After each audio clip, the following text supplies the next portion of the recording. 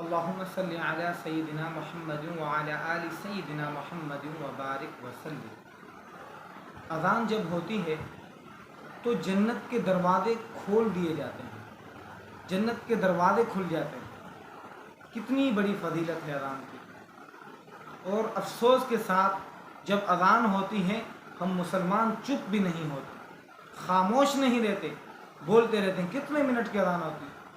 1 minute لگتا ہے اذان میں اور ہم چپ نہیں رہتے، بولتے رہتے ہیں، بولتے رہتے ہیں۔ خدارا اذان کے وقت چپ رہیں، اخلاص سے اذان کو سنیں تو انشاءاللہ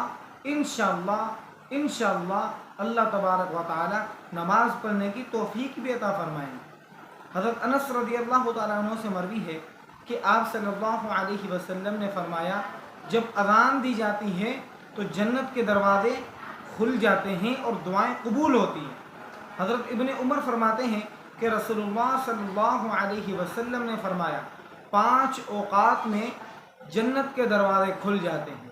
نمبر 1 تلاوت قرآن کے وقت، جب قرآن پاک کی تلاوت ہوتی ہے تو جنت کے دروازے کھل جاتے ہیں۔ نمبر 2 جہاد میں مقابلے کے وقت۔ نمبر 3 بارش کے وقت۔ نمبر 4 مظلوم کی دعا کے وقت۔ نمبر 5 اذان کے وقت۔ اذان کے وقت جنت کے دروازے کھل جاتے ہیں۔